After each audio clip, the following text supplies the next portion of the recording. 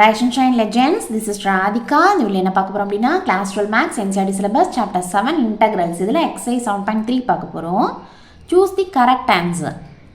Sum number 23. Integral sin squared x minus cos squared x by sin squared x cos squared x dx. Question எடுத்து எழுதிக்கலாம்.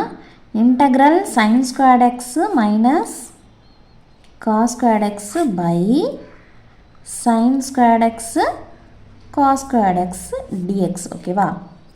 இப்போ பாருங்க, இந்த நியூமரேட்டரில் ஒரு எக்ஸ்பிரஷன் இருக்கு இல்லையா, அந்த எக்ஸ்பிரஷனில் எத்தனை டேர்ம்ஸ் இருக்குது? 2 டேர்ம்ஸ் இருக்குது. இந்த 2 டேர்ம்ஸுக்குமே இந்த டினாமினேட்டர் சொந்தம். ஸோ நம்ம பிரித்து எழுதிக்கலாம். அப்போ எப்படி எழுதலாம்? இன்டெக்ரல் அப்படியே இருக்கட்டும், இதை மட்டும் பிரிக்கிறோம். இப்போ என்ன ஆகும் நமக்கு? sin squared x by sin squared x into cos squared x.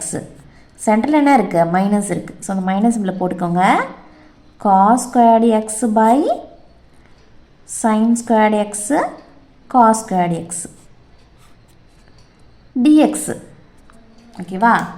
இப்போது இதில் வந்து நம்ம என்ன கட் பண்ணலாம்? sin squared xம் sin squared xம் கேன்சல் ஆகிடும்.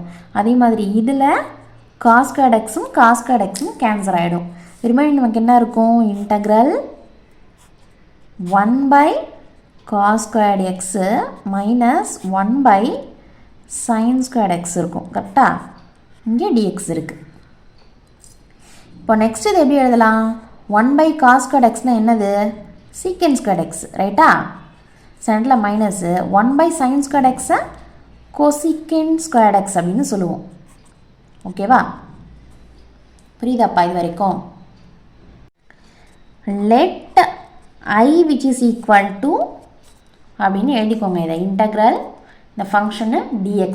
ஓகேவா? அதாவது வித் ரெஸ்பெக்ட் டு எக்ஸு இந்த ஃபங்க்ஷனை நம்ம வந்து இன்டெக்ரேட் பண்ண போகிறோம். சரியா? இப்போ ஃபார்முலா சொல்லுங்கள். ஃபஸ்ட்டு பிரித்து எழுதிக்கலாமா? ஏன்னா இதுலேயும் பாருங்கள் 2 டேர்ம்ஸ் இருக்குது. கரெக்டா? இது ஒரு டேர்ம், இது ஒரு டேர்ம். 2 டேர்ம்ஸ்க்குமே வந்து இன்டெக்ரலும் dxம் சொந்தம். இப்போ எப்படி பிரித்து எழுதலாம்? Integral secant squared x dx, சென்டரில் minus integral cosecant squared x dx இப்படி எழுதலாம். கரெக்டாப்பா? இப்போ ஃபார்முலா சொல்லுங்கள். we know that integral secant squared x dx which is equal to tan x plus c நமக்கு தெரியும். கரெக்டா? அதே மாதிரி இங்கே பாருங்கள், integral cosecant squared x dx which is equal to என்னது? Minus cot x plus c. ஓகேவாப்பா? இப்போ சொல்லுங்கள்.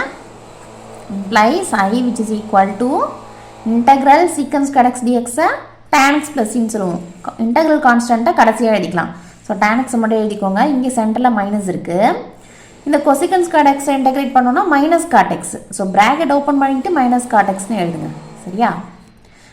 இது ரெண்டுத்துக்கும் பொதுவாக நம்ம என்ன பண்ணுறோம்? ப்ளஸ் சின்னு ஒரு இன்டெக்ரேஷன் கான்ஸ்டன்ட் எழுதுகிறோம். அதாவது இதை இன்டெகிரேட் பண்ணால் c1 அப்படின்ற ஒரு இன்டெக்ரேஷன் கான்ஸ்டன்ட் கிடைக்கும். இதை இன்டெகிரேட் பண்ணால் c2 கிடைக்கும். சென்டரில் என்ன இருக்குது? மைனஸ் இருக்குது. அப்போது here c1 minus c2 which is equal to c. ஓகேவா? இப்போ இங்கே சொல்லுங்கள். which is equal to tan x, இந்த மைனஸ் உள்ளே போச்சுன்னா என்ன ஆகிடும்? மைனஸ் இன்ட்டு மைனஸு ப்ளஸ் ஆகிடும். Plus God x plus C. இதுதான் நம்மளுடைய ஐ. ஓகேவா?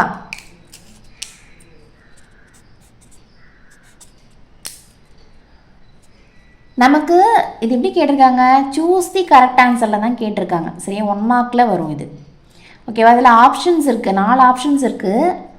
இந்த ஆன்சர் வந்து ஃபஸ்ட்டு ஆப்ஷன் ஏ. சரியா? நமக்கு வந்து ஆன்சர் என்னது போதில்? ஏ. ஃபஸ்ட்டு ஆப்ஷனில் தான் இந்த ஆன்சர் இருக்குது. ஓகேவா? இந்த சம் வந்து உங்களுக்கு கிளியராக புரிஞ்சுது அப்படின்னா லைக் பண்ணுங்கள், ஷேர் பண்ணுங்கள். டவுட்ஸ் இதை இந்த கமெண்ட் பண்ணுங்கள். மறக்காமல் சேனலை சப்ஸ்கிரைப் பண்ணிக்கோங்க. ஓகேவா?